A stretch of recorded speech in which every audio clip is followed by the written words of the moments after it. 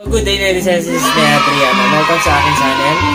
And ngayong araw nga is pinadalan tayo ng Insta360 1R. Maraming salamat sa Insta360. Pinagkatiwala nila to sa atin para magamit natin sa mga motovlogging in the future.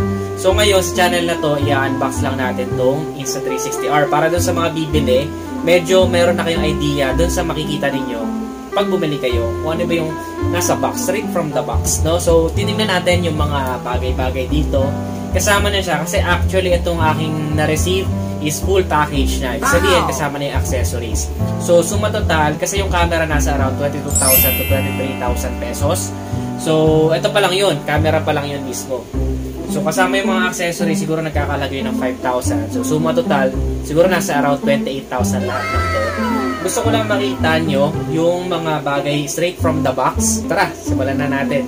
Excited na ako para dito. And hopefully kayo din kung nag-aay na kayo na bumili ng camera 360. So, kailangan lang natin ng konting-konting pang-unbox. So, unahin muna natin yung maliliit na parts. Pero siya kasamang ito. I think ito yung invisible selfie stick. Kung saan, kapag minount mo dito yung camera mo, hindi na siya kita. So, magiging invisible siya. Parang lumalabas, parang may drone na nagkumukuha sa'yo. Tapos, kuha niya yung buong paligid. Papakita ko yan sa inyo kapag nagamit ko lang itong camera. For now, let's focus on the unboxing. So, ang laman nito, check lang natin siya. Very secure kasi mismo yung dulo, kahit selfie stick lang to, is merong styrofoam. Tapos sa loob, is ayun na nga, yung invisible stick niya. So set aside muna natin yung box. Ito na siya, yung pinaka invisible selfie stick. I think umaano to, umahaba. Paano kaya ito mahabain?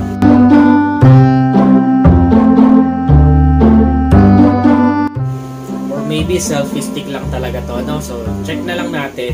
I think ganito lang talaga yung kahaba. Kasi meron pa siyang kasamang ganito. Ito kasi wala na itong box. Straight from the package. Ayan talaga. Hindi to WWE belt na pang wrestling. Ito ay kinakabit sa waist. Kakabit mo sa waist mo. And then dito mo ikakabit yung iyong pinaka invisible stick. Ayan. Ayan. Ano mo lang siya. Roscas mo lang siya dito. Ayan. Tapos pwede mo na siyang pwesto kapag ka nakadikit na yan sa belt mo. Ayan. Pwede mo siya i-pwesto kung saan mo gusto kasi adjustable naman yan eh. Pwede mo luwagan. Ikaw nang bahala, no? So, kung saan mo pwesto sa gilid para kita yung buong motor. So, ayan. Kasama na itong pinaka-belt. So, napakaganda, napaka-useful. Makikita nyo kung paano ito gamitin sa mga susunod na vlog. For now, this is just an unboxing video. Meron din siyang kasama accessory shoe, mounting bracket. Ayan siya. Medyo baliktad pala yung aking ano dyan, no? Yung aking font. Ayusin ko lang. Bumaliktad na ako kasi para mabasa ninyo din yung font na nakikita ko dito. So, ayan siya. Accessory shoe. Tingnan natin kung anong laman nito. Of course, ito yung parang yata maikabit mo siya sa helmet, no? Mai-mount mo siya sa helmet. So, tingin natin. Ayan, yung laman niya. Wow! Para nga mai-mount mo sa helmet. Ayan siya. So, pwede mo na siyang gamitin as motovlogging setup or sa chest mount, pwede din. So, pwede na siyang mag-serve as yung talagang camera lang siya, kahit hindi 360. Dual purpose kasi ito. Mamaya makikita ninyo yung sinasabi ko. So, ito yung pinaka-mount. Ayan. Accessory niya. Galing. Ganda. Ganda ng quality nyo. Hindi siya basta-basta cheap quality, no? Ang ganda. Ayun, no? Pati yung dito sa taas, ang ganda, oh. Hindi siya basta-basta quality lang na may ma-accessory lang. Talagang sulit kung bibili ka ng package with accessories. Tapos, meron din siyang mic adapter. Ito yon, mic adapter. So, unlike dun sa iba, for example, GoPro, nasa around 3,000 to 4,000 yung mic adapter. Ito yung nagkakalaga lang ng around 500. Minsan pag naka-discount, 300 pa. Wow. So, kailangan din natin ma-secure yung magandang audio kapag nagbablog tayo para matuwa naman yung mga nanonood sa atin. So, check natin yung itsura ng mic adapter niya. Sobrang liit lang. Sobrang liit lang niya. Sana hindi na-damage na laglag eh. So, ayan o. Ayan. Sobrang liit lang ng mic adapter niya, no? Galing. So, pwede mo na ditong ilusot yung inyong mic. Kung anumang mic yung gamit niyo. Boya man yan, shotgun, o kung anumang mic na pwede nyo na siyang kapitan. Very easy lang siya, oh. Hindi siya yung masyadong huge na mic adapter na kailangan meron pang specific na pwesto para sa case. Ito, very convenient. Ganyan lang siya kalaki. Ayos. Sumunod, meron pa siyang isang kasama. This one is the all-purpose tripod. So, check natin. Ayan siya. All-purpose tripod. Yan, check natin yung itsura.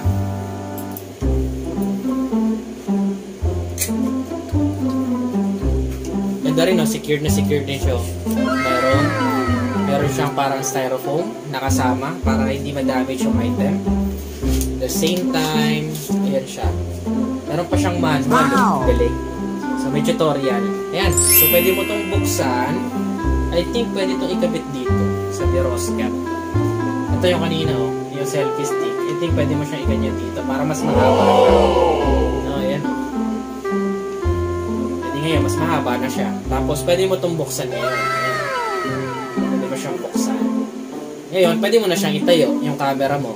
Kasi, ito na nga. Meron siyang tripod. Tapos itong tripod, ang maganda pa dyan, is pwede mo extend. Kung halimbawa, mas mataas yung pagkakamount mo, so kailangan mo na talagang mas matibay na foundation, pwede mo siyang i-extend. Ayan na siya. Extended na. And it can serve, tapos sarado mo lang to. Sarado mo lahat. Tupi. Yun. It can serve as a selfie stick. Galing.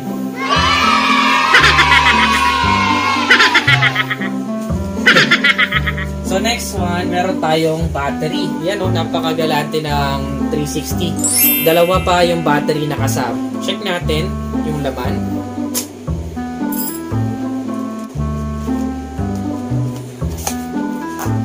Okay, so ayan yung pinaka-itsura ng battery niya. Ganda ng battery niya, no? Galing. Kakaiba din yung itsura. So dito mo siya huhugutin, kaya siya may espasyo dyan. Ayun na, yung pinaka-battery niya. Ganda o. Kabilang side. May mga ano lang, precautions lang. Do not drop into fire. Yan. Basta wag mo lang isalang sa apoy. Goods pa rin. So, ganun din yung laman nitong isa. Hindi ko napapakita sa inyo. Basta ganito siya. Yan. Sobrang liit lang niya. Very handy. Ganyan lang battery niya. So, check natin kung gaano katagal yung tinatagal nito. Long lasting ba siya? And durable yung battery. So, abangan nyo yan sa mga future vlogs. Make sure nakasubscribe para mapanood mo. Siyempre, kapag may battery, meron din siyang charger. Fast charge hub. Yan. Tapos dito sa gilid, may specs 2 times faster, dual charging, smart efficient power delivery. Ayan. So, yun. Sa likod, may instructions ng konti kung paano siya i-charge. Supported by USB Type-C. So, very modern na talaga. Galing. Very good. So, check naman natin to kung anong laman. Dito siya sa likod, sa gilid. Binubuksan. Ayan. Okay. Okay. May kasama na ding yun yung pinaka-base niya ng charger, no? Tapos dito siguro is yung, ito yung ano siguro, cable. Galing, ang ganda ng packaging nila, no? Very safe talaga. Hindi tinipid sa packaging, tsaka pag bumili ka ng charger, okay na okay talaga. Galing. Check natin to. Oh, yun, cable. Ayun yung pinaka-cable niya, ang ganda, oh. Ganda, pati yung dulo niya, ang ganda. Hindi siya cheap quality. Galing. Ganda, ayos to, ha? Very, ano sila, generous sila. Inside this, meron ding manual. Ayan o, may manual. Kung paano mo siya ipamount. Napakasimpleng bagay, pero of course, good thing na rin na iniisip nila yung customers para may manual na din, para masunod natin. Very good. Galing. Tapos ayan o, meron nga siyang pinaka-dulo. So, di ka naman mga problema. Usually, ito, ginagamit naman natin sa mga cellphone. But I think, this one is more compatible with this kind of battery and cable. So, okay na meron silang in-incorporate na mga ganitong simpleng detalye. And of course, the charger itself, ito lang itsura niya. So, pwede mo nang i-mount yan. Kaliwat kanan, magkabilaan yan. 2 faces. And, ayan na, pwede mo na siya dyan i-charge. Ang galing, ganda ng charger niya. Talagang, ano mo, damang-dama mo na very modern and also very user-friendly itong Insta360. So, thank you so much pina-experience nyo sa akin to. Nakakatuwa na binibigyan nila tayo ng magandang experience kasi if hindi para doon na binigyan nila tayo ng opportunity, hindi natin masusubukan itong mga ganito. So, maraming salamat sa Insta360. Meron pa, ito na yung sumunod. Siyempre, kailangan maprotektahan natin lahat yan. So, meron siyang in-include na carry case. So, ito is multi-battery storage, lightweight design. Ayan. Tapos sa kabila may nakalagay lang. Ayan, Insta360. Dito naman. Insta360 1R. Galing. Shoutout din pala kay brother Motorne Juan. Siya yung nag-hook up sa akin dito sa camera 360. Maraming salamat sa iyo, brother. And kay Sir Scofield, yan, maraming salamat po sa dito sa opportunity na po. Open natin. Yan. Okay, straight from the box is merong manual. Yan, may manual din siya para makita mo kung paano mo i-place yung mga bagay-bagay dito sa loob. Tapos, ayun na agad yung kanyang carry bag. Ayan o, ganda o. Nakalagay lang, Insta1R. No? Napakaganda ng texture na itong kanyang carry bag. I think this is still waterproof. And at the same time, very secure siya kasi matigas siya. So, hindi yung tipong pa nailagay mo sa bag mo, nadagana ng ibang gamit. Kung halimbawa, mag-hike ka, nadagana ng ibang gamit, hindi siya basta-basta mayuyupin. Safe talaga yung camera mo sa loob. Though, the points for improvement for me, sana naging black na lang siya or gumamit ng kulay na medyo hindi dumihin. Kasi I think this one medyo dumihin to eh. Kung halimbawa, nagbabakasyon ka, kaya naman, kinailangan nyo sa situation na nagkakamay kayo kung kumain, and then need mong kuhanan yung event, tapos nandito yung camera mo. So, pag napahawa ka dito, halimbawa, may toyo yung kamay mo. Ayun o. Pwede siyang pwede siyang mamantyahan, di ba? So, yun lang yun sa akin. Pero okay na din siya kasi napaka-elegante naman ang kulay. So, that's still a good thing for me. So, check natin yung loob, of course. Hindi lang siya basta bag eh. Kasi, ayan o. Designated talaga yung bawat slots na yan for the camera setup. For the lens, for the core, for the camera itself, for the big lens, for the battery. Ayan. Very perfect na siya.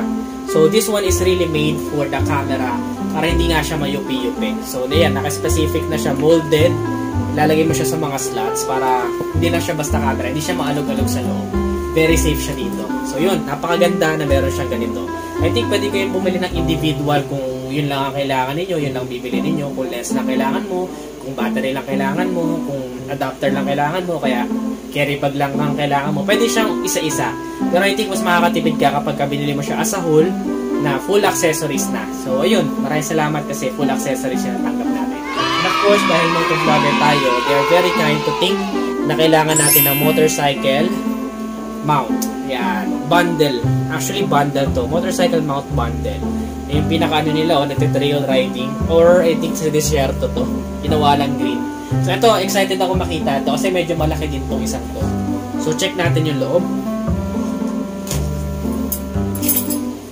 So, yan. Ito din siya binubuksan. Okay, box. Inside the box is another box. And makapal yung box niya. Oh, I see. Ito, wala nang laman. Lagyan natin sa isang tabi. May manual, of course, on how you will do it. Ano yung purpose ng bawat isa. Ayan siya, nasa manual. Likod. Ayan. Andyan yung purpose ng bawat mounting na nandito. Oh, okay. So, lahat ng mounting nandito, kompleto siya. Ayan, oh. May mga pang-mount talaga for helmet. Talagang for action. Actually, kahit hindi ka motovlogger, pwede to eh. Ganito, oh. Kompleto siya, oh. Wow! Kompleto siya sa mga laman.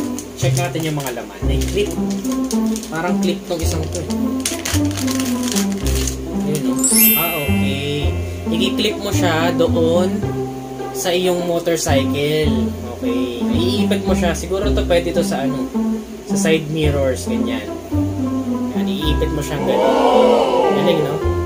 Tapos, itong isa, yun din, clip din siya, yun. Clip din. I-clip mo siya kung gusto mong sigip-sigipan.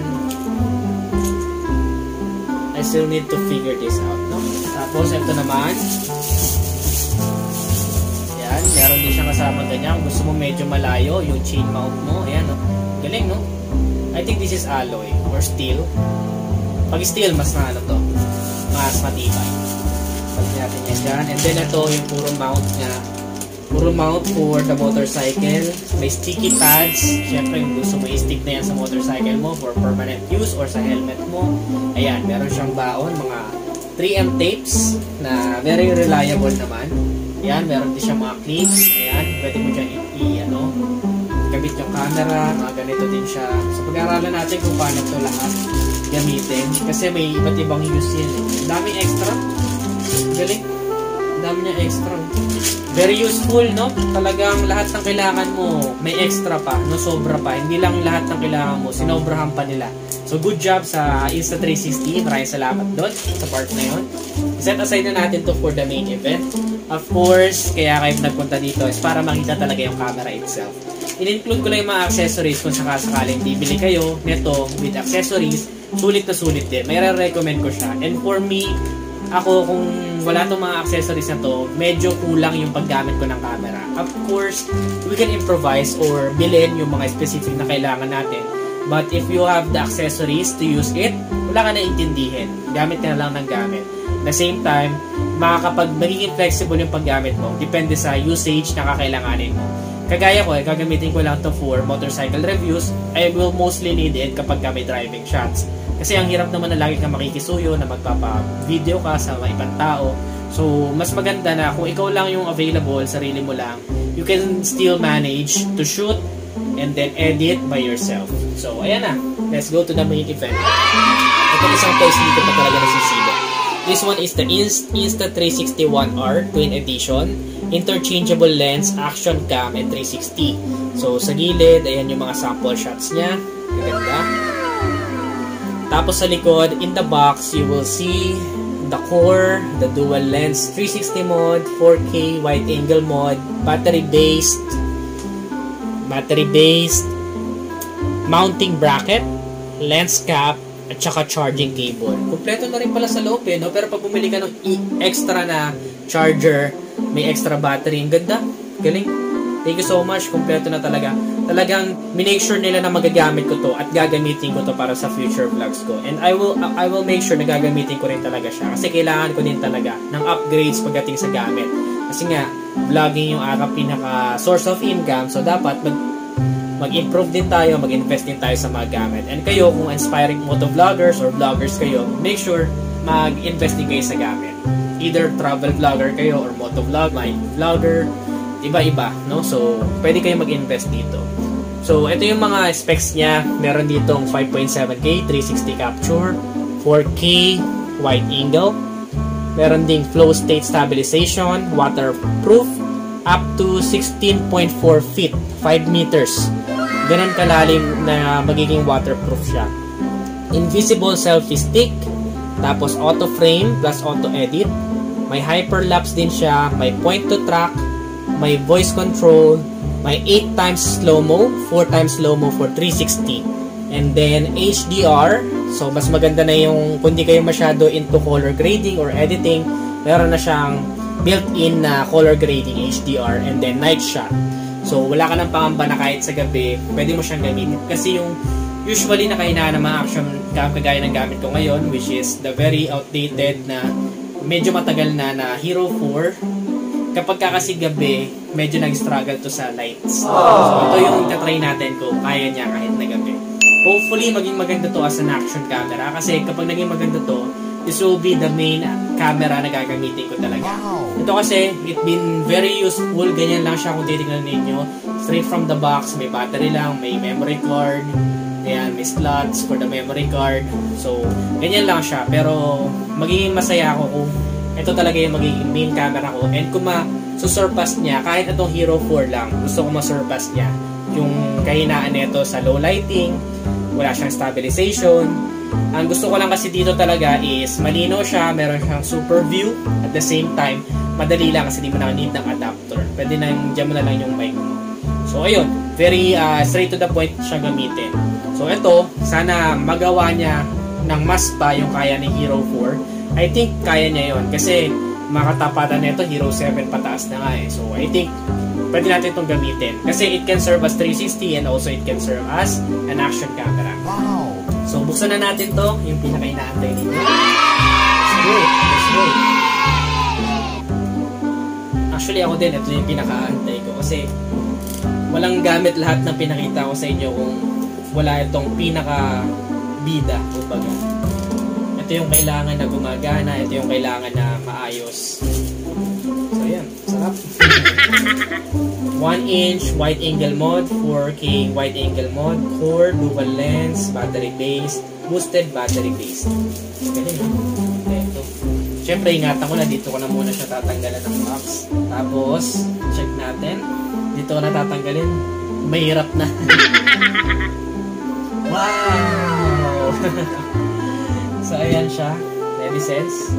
Ayan. Ayan yung makikita nyo straight from the box. This is the core with the 4K wide angle mode. Tsaka yung core. Tapos, ito yung 360.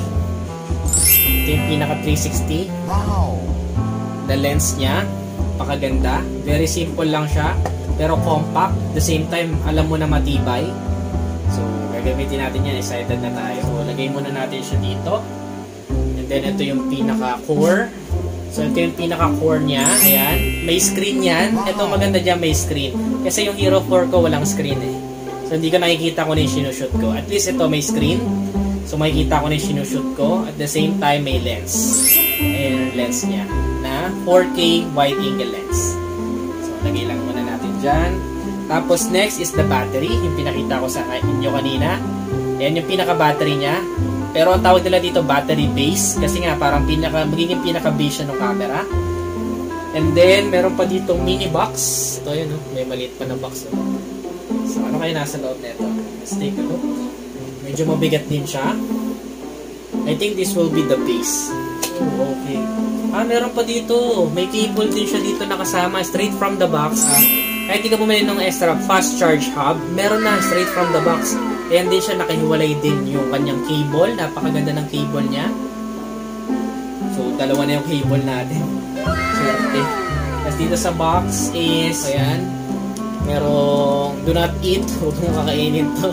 Parang champoy. Tapos may manual. Medyo makapal yung manual niya. Pag wala kayong ginagawa, pwede niyong basahin para mas ma-familiarize niyo yung sarili niyo dito sa camera. Ayan, what's included, meron. Tapos, different languages. May Chinese, may English, meron ding Spanish. So, ito yung pinaka-quick start guide niya. Ayan, quick start guide. Basahin natin yan pag marami tayong time. Hopefully. Tapos, okay. Dito, meron pa isang mount. Ayan, meron pa siyang isang mount na kasama. Yung kagaya kanina na shoe mounting bracket. Meron na din pala siya dito. So, dalawa na yung shoe mounting bracket natin. Sobrang galante ng camera 360, no? Magagamit talaga natin to. Tapos, meron pa siyang protector for the lens. If you're not using it, then kabit mo to sa lente para hindi ma-damage yung inyong camera. So, I think this is for this one. Kasi dual lens yan eh. So, pag di mo ginagamit, ayan, takpan mo siya, no? Takpan mo yung lens. Kasi maselan to eh. Sayang naman kung magagasgasan mo, diba? So, takpan mo kapag hindi mo ginagamit. Galing. Na-excite ako. Lastly, ito. May mount. Ayan meron siyang mount. Ayan. Yung huling kasama dyan. Wala na siyang nakalagay. So, that's it. Try natin i-assemble for you to see it. Kung paano itsura niya kapag in-assemble. So, pili ka ng isang lens. Kakabit mo ngayon dito. Kakabit mo dito ngayon yung isang lens sa pinaka-core niya. Ayan yung screen. Doon mo malalaman na core. Tapos, press mo lang siya into place. Kapag smooth naman yung pagka-mount or pagka-dikit mo sa kanilang dalawa into place, ibig sabihin, tama yung ginagawa mo. Pero kapag nahihirapan ka, ibig sabihin, hindi nag-click or hindi tugma yung dalawang dapat magtugma doon. Yung parang ganito. Dapat magtugma yan dito sa pinaka-core. Ayan. So, kapag medyo nahihirapan ka, huwag mong pinitin kasi baka masira mo yung camera. Kasi ito naman siya, para ikabit. Ayan. So, kailangan syempre ito, tatama doon. Very easy naman siya to understand kahit na hindi mo pa totally zero knowledge ka dito. Naiintindihan mo naman siya agad kung paano gamitin. Okay? Yun na. Ito na yung camera mo. Ayan siya, 360 na siya. Ayan yung harapan, and then ito yung likodan, which is dito mo makikita kung ano yung dapat mong tingnan na sinushoot mo. Tapos, ang maganda dito kasi alam ko is, madali siya, may application siya na doon mo mas madaling may edit yung mga finished product na gusto mo bago mo ilagay sa computer or whatnot, kung ano man yung gusto mong gawin doon. So, very perfect siya. Gagamitin ko to, of course. Tingnan natin kung compatible din sa editor. So, hopefully, magamit natin ito na maayos. Thank you so much, Camera 360, for this opportunity na binigay nyo sa akin. Try muna natin dito bago natin tapusin yung vlog. Lang. Paano ipasok?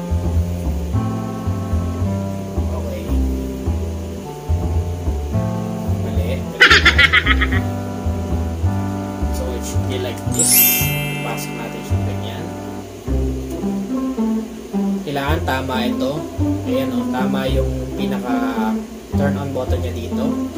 Tapos, ayan. Yun, okay na. Easily lang. Easily mounted, tapos para na siyang ganito yung itsura niya. Pero mas matibay naman yung pagkakamount nito, di ba? Pwede mo na i-mount yung camera mo sa yung helmet. Ayan na siya, pwede mo na siyang gamitin. So, lastly, syempre, tingin natin yung gumagana. Wala nga namang in-unbox lang natin, di ba? Di na natin chinek kung gumagana. Maganda, overall. Talagang presentable lahat ng laman niya. But the main event is, of course, check natin kung gumagana. Kasi kung hindi to gumagana, wala lahat ng ganda ng quality ng mga in-unbox natin. So, meron lang siya ditong power button. Ayan, no? Power button and then record button. So, hindi na natin yung power button. Okay. Ayan siya. Bumukas. Mamimili ka ng language. So, of course, it should be English for me.